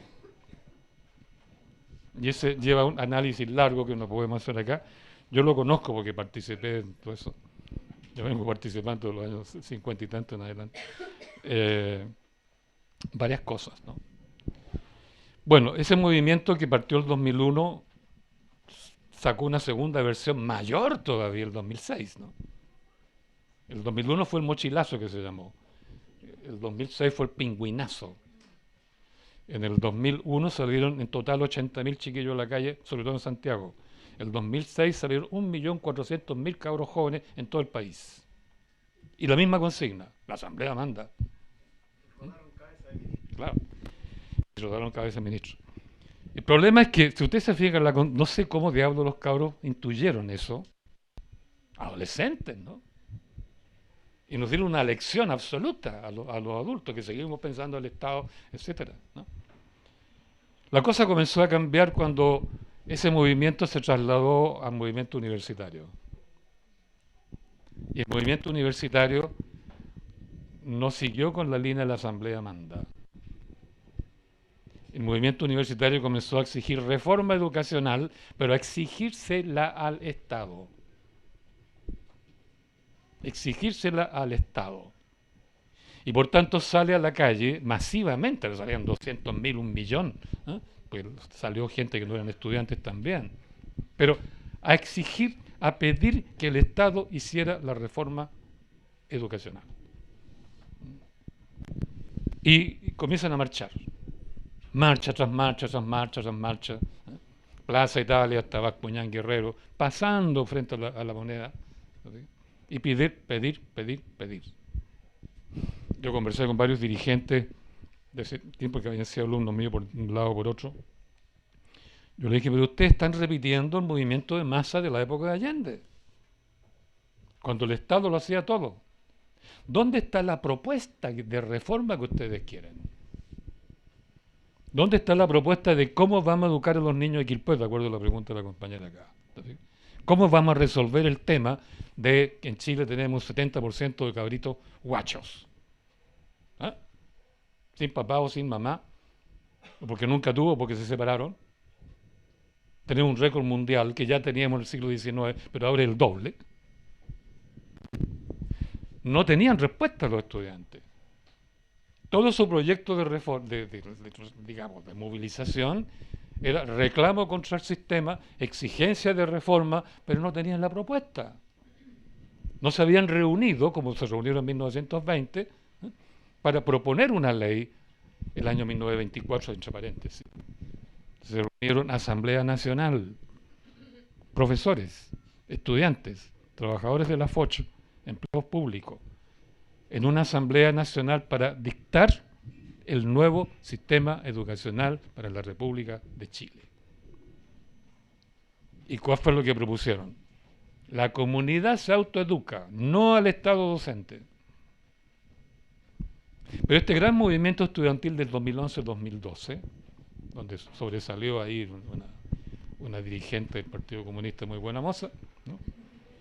No tenía propuesta.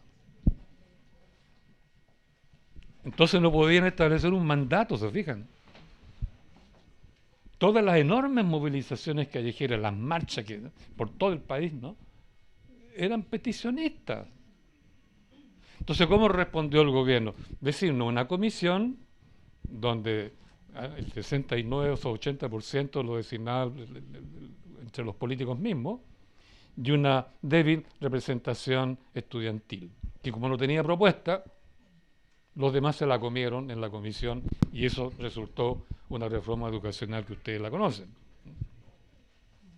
Resolvió el tema de la gratuidad, muy mal resuelto además, pero no definió nada cómo vamos a educar a nuestros niños.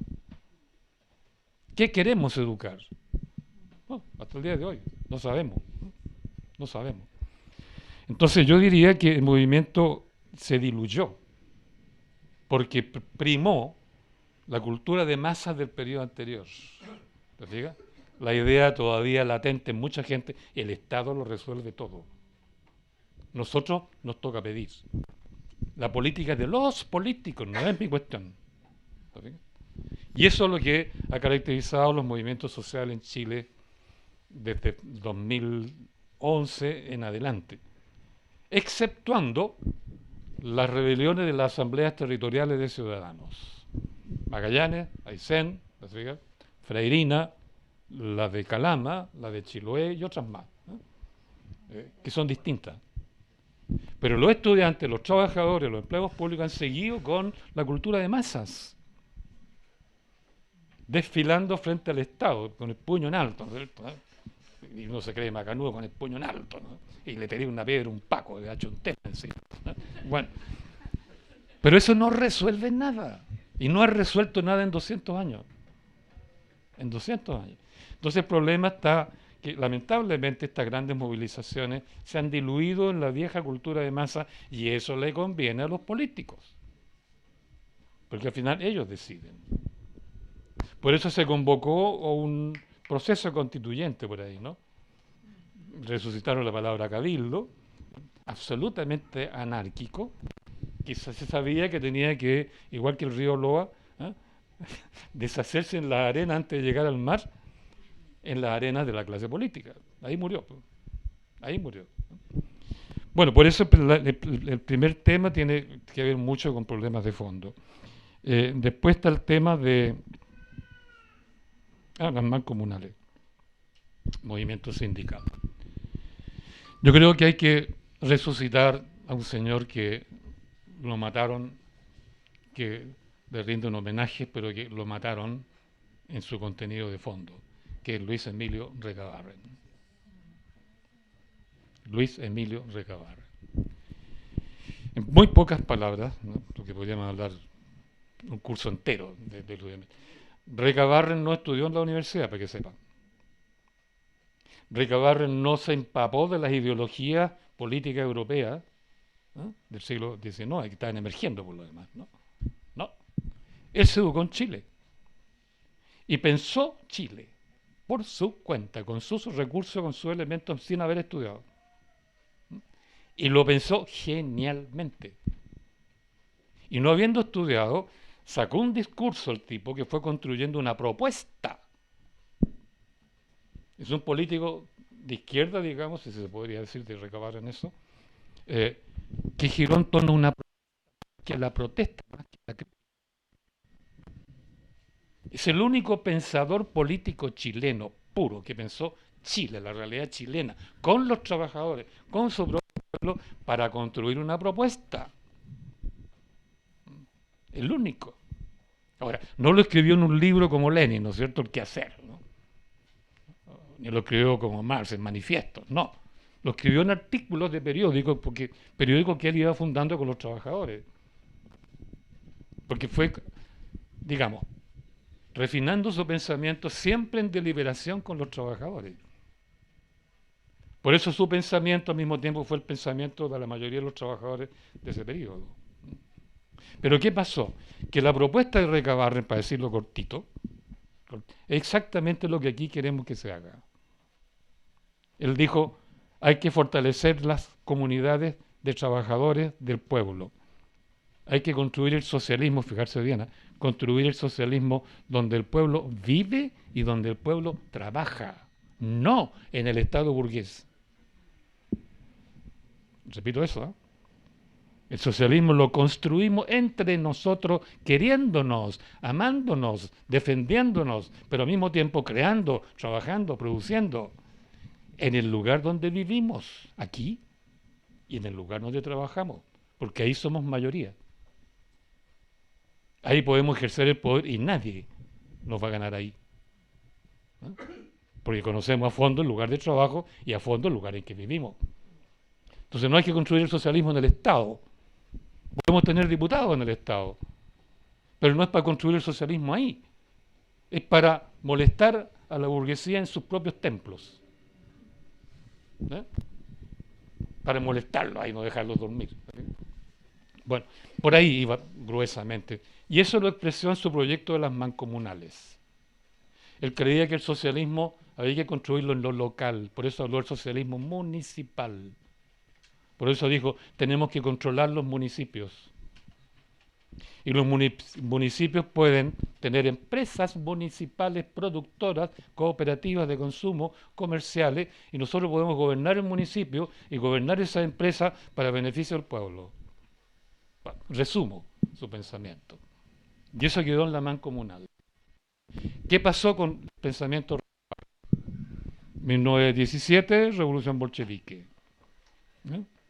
1922-23, el Partido Comunista Chileno, que él creó, se inscribió en la Tercera Internacional. ¿Cómo operaba la Tercera Internacional? Si usted está inscrito y paga las cuotas correspondientes, tiene que hacer disciplinadamente lo que la central hace y quiere que se diga y haga. O sea, el Partido Comunista, a partir de ese momento, ya no quedó autónomo, quedó sujeto a la disciplina que le imponía la Tercera Internacional.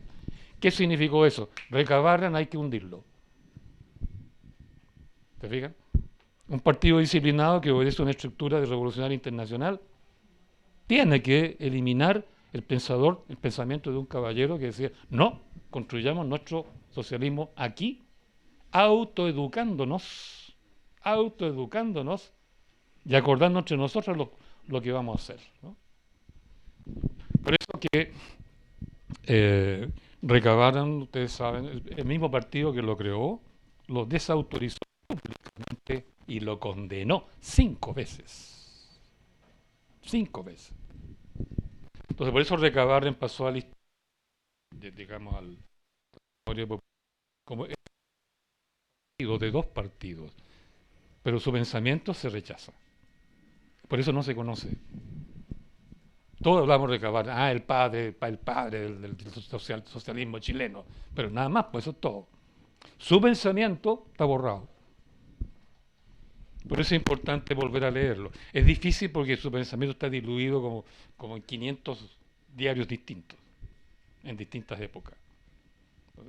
Pero su pensamiento coincide muchísimo con lo que estamos pensando acá con los compañeros del movimiento o proyecto La Comuna, ¿eh? Recabarren también decía lo mismo, ¿eh? En el vecindario podemos construir poder. Ahí nos conocemos, ahí está toda la mujer, los viejos, los abuelos, los cabros chicos, todo, ¿eh? Y ahí nadie nos gana. Ahí nadie nos gana. Ahora, frente a eso surge el sindicalismo a partir de 1931 en Chile.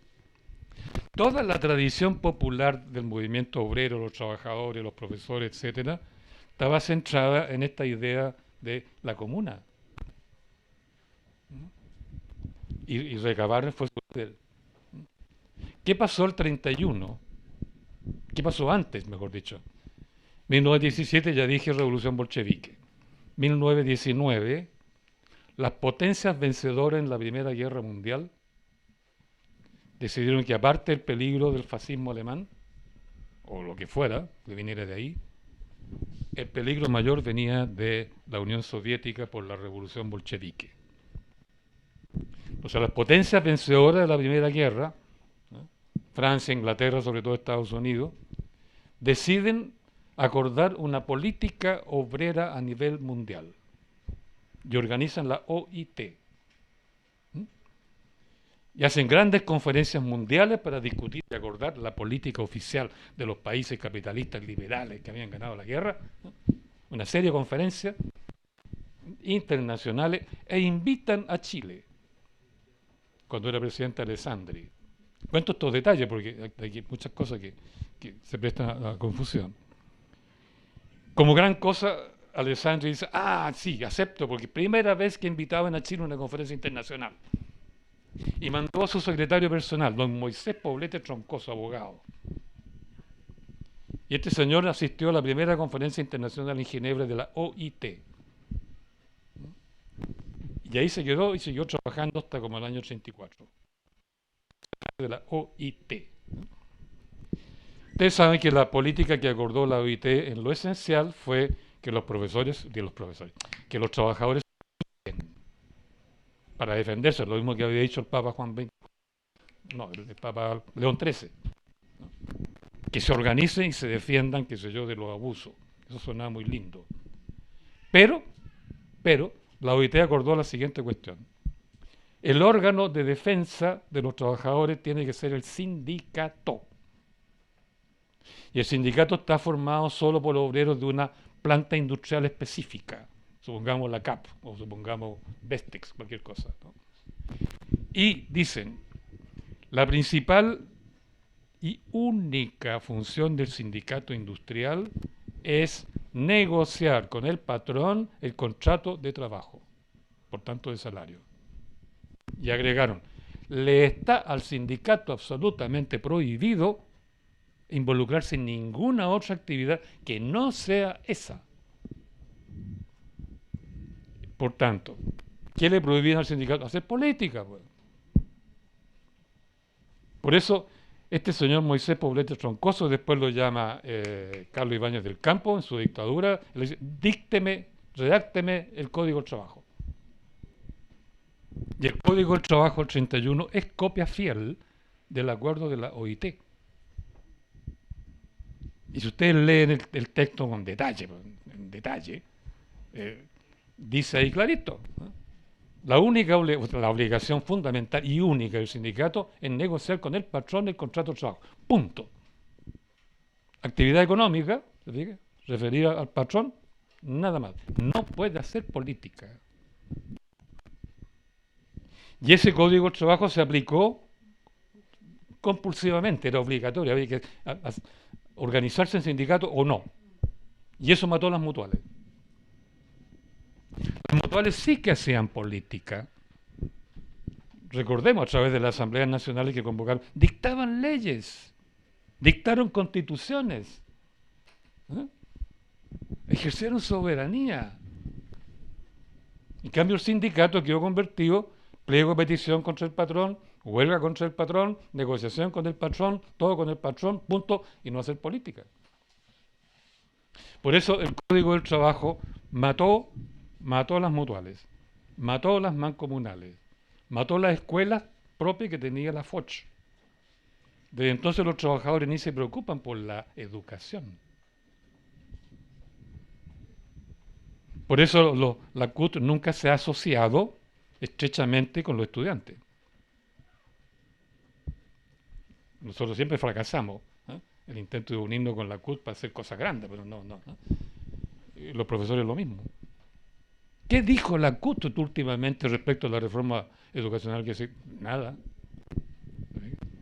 O sea, el Código del Trabajo mató la mutual, la mancomunal, la educación que ejercían de esta sociedad en ese tiempo, su capacidad de legislar, su capacidad de dictar constituciones, las imprentas que tenían antes las sociedades mutuales, los periódicos, los libros que publicaban, las asambleas, el teatro, la cultura, el arte, la poesía. Todo eso murió.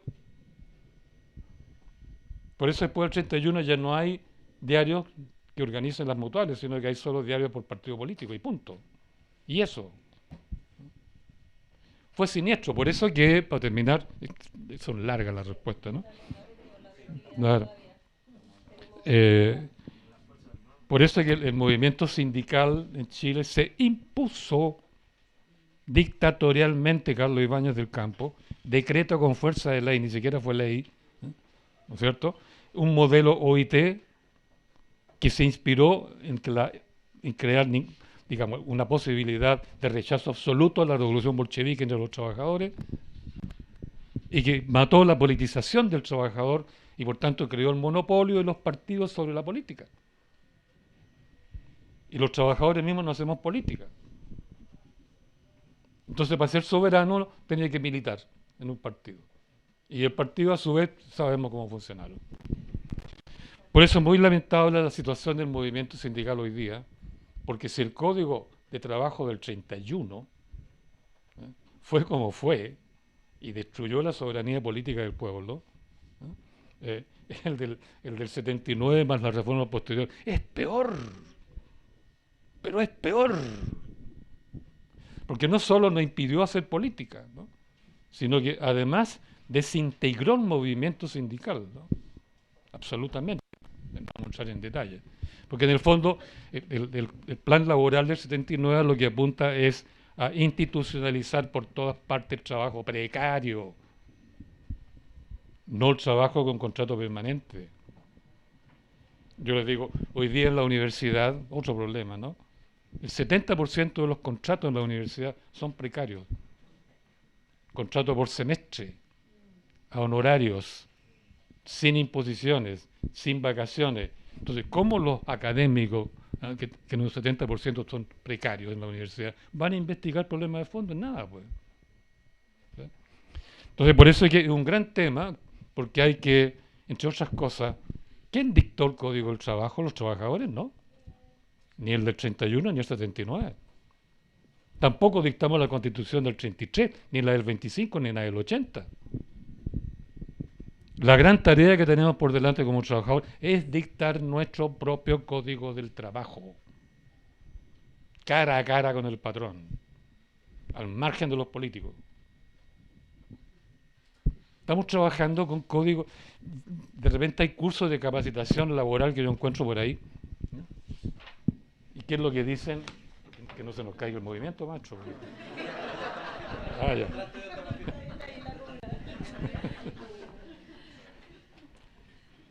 Yo encuentro varios cursos por ahí que le dicen, enseñan a los trabajadores a conocer sus derechos. ¿Cuáles son sus derechos? El código. ¿Quién dictó el código? No los trabajadores. Se dictaron esos códigos por otras personas, nada que ver, precisamente para seguir explotando impunemente a los trabajadores y para impedir que se politicen. Bueno, es un gran tema. Estamos en la hora. Ya, una última cosita entonces que... Sí, esto de los militares. Bueno. Sí. No, lo importante de los niños es que en Chile tenemos el problema que, ya dije, ¿no? En el siglo XIX el 40% de los niños que nacían en Chile eran guachitos, abandonados por lo común, ¿no? Y hoy día estamos un poquito más desarrollados, no hay tanta miseria, pero tenemos casi un 70% de niños en la misma condición. Entonces, tenemos una población, como dices tú, infanto, ¿sí? Con un problema histórico que se arrastra por siglos. ¿Cómo resolver eso? Es muy difícil, ¿verdad?, conseguir que la gente se case y siga con su... ¿no? Ya parece ahora menos posible que nunca. Pero yo quisiera, con un ejemplo, tratar de responder, porque sería muy largo. Yo estudié a los niños guachos del siglo XIX. Me dediqué a estudiarlo porque me pareció un tema fascinante, porque además los niños no dejan huellas, no dejan documentos, no dejan cartas, no dejan nada. Entonces hay que estudiarlo en los intersticios de la historia de los adultos. Bueno, por ahí lo estudié, qué sé yo. Y descubrí lo siguiente, que en el siglo XIX los niños guachos, bueno, no tenían papá. Generalmente vivían con la mamá, y la mamá, para poder vivir y subsistir, tenía que dar hospedaje en su rancho, recibir clientes, hombres, ¿no?, de paso. y vivir de eso. Entonces, ¿qué les vendían? Cazuela de ave, de chancho, conversación, vihuela, guitarra, cueca y eventualmente, sexo.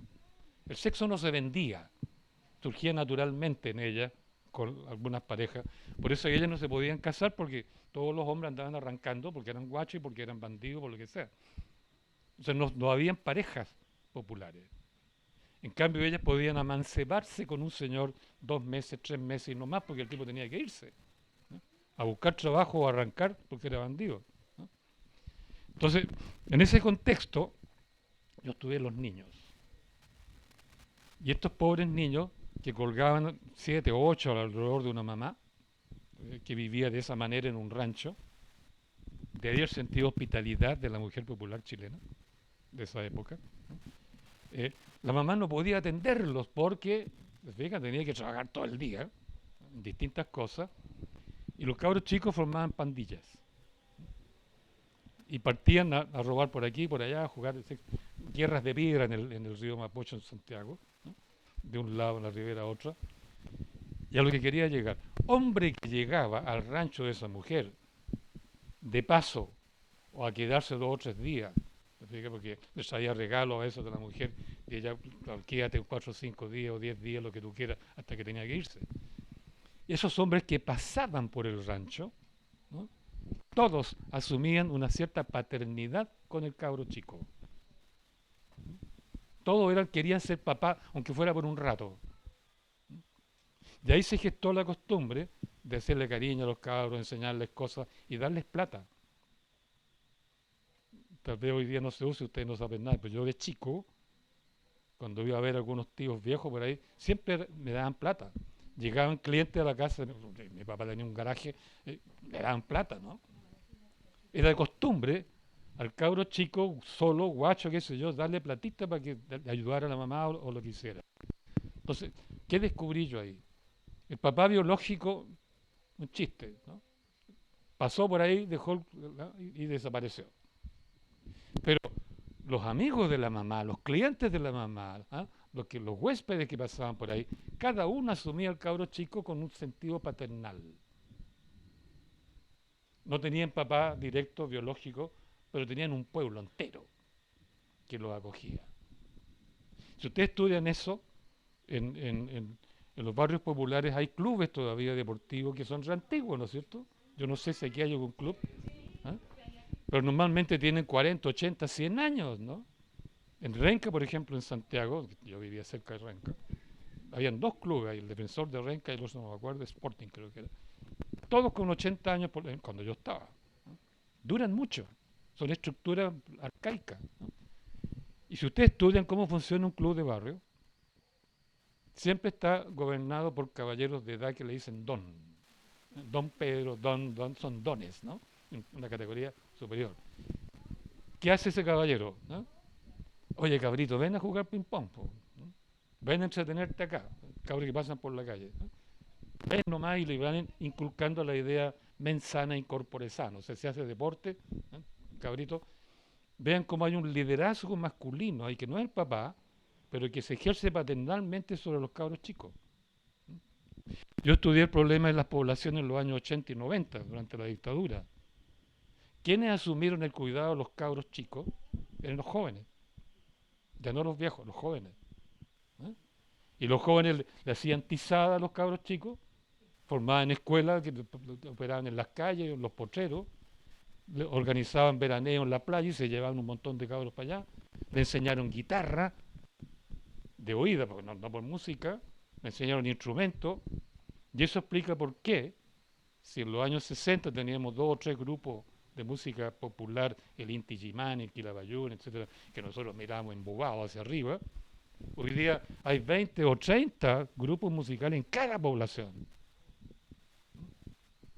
Y es producto de que los cabros jóvenes se preocuparon de los cabros chicos en ese periodo. Y le enseñaron a tocar guitarra, primero al estilo Quilapayún, después el hip hop, después el rap, después qué sé yo, punk, todo eso, es una revolución musical. Entonces los niños guachos, ¿te fijas? pueden ser acogidos por la comunidad de distintas maneras. Por los viejos que le van a enseñar cosas de viejos y por jóvenes que le van a enseñar cosas de jóvenes. Y eso es bien importante. Yo recuerdo en un lugar de Valparaíso, que no me acuerdo el lugar exacto, no, fue en Renca, en Santiago. Había una alumna que decidió hacer su tesis de magíster sobre lo que pasaba en ese colegio. Este era un colegio con alta inversión, una magnífica infraestructura. Habían contratado profesores, psicólogos, orientadores, un equipo profesional de primera. La población cercana era pobre, ¿no? Hacían selección de alumnos para que quedaran buenos alumnos dentro. Y el problema que ella quería estudiar era el siguiente: un colegio de excelencia, digamos, buena infraestructura, excelente profesorado, buenos resultados de los alumnos, pero tenía una muy alta inasistencia, ausentismo escolar. Entonces ella quería hacer su tesis sobre ese problema. ¿Por qué había ausentismo escolar en un colegio de excelencia como ese? Y la conclusión es que llegó la siguiente, ¿no? Para terminar el cuento. Los niños le dijeron, sabe, el colegio es bueno y nos gusta estudiar y sacamos buenas notas, pero la cultura de la calle es mucho más auténtica, identitaria, entretenida y nos sirve N, como dicen ellos, ¿no? Nos sirve caleta, como dicen ellos, ¿no? Nos sirve caleta, ¿no? ¿Y qué había en la calle? Bueno, punk, hip hop, tráfico de cualquier cosa, droga, baile, grafitis, deporte, delincuencia. Entonces ahí tú podías desarrollar tu personalidad ante puros desafíos, con amigos. Y ahí había relaciones de fraternidad con toda esa gente. En el colegio, en cambio, tenían que estudiar para ser un modelo tipo Finlandia. Entonces, claro, los niños, ¿por qué faltaban? Porque se entretenían en la cultura de la calle, era más atractiva para ellos.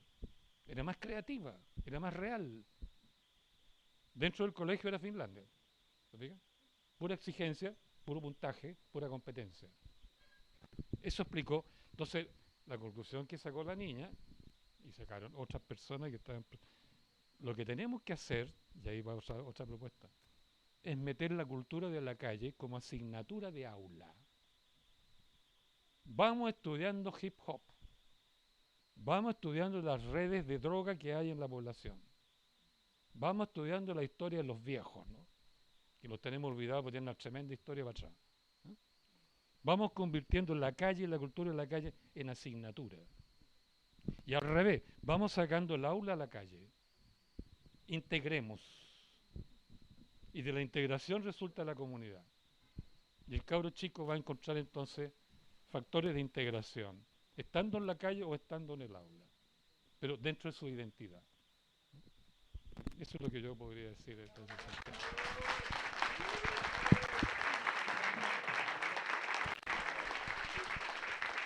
Bueno, nosotros tenemos otra actividad con el profesor ahora, así que igual le damos las gracias por su asistencia. A través nos pueden ubicar en Facebook La Comuna, pero dijimos que ya no podíamos hacer más preguntas por un tema de horario.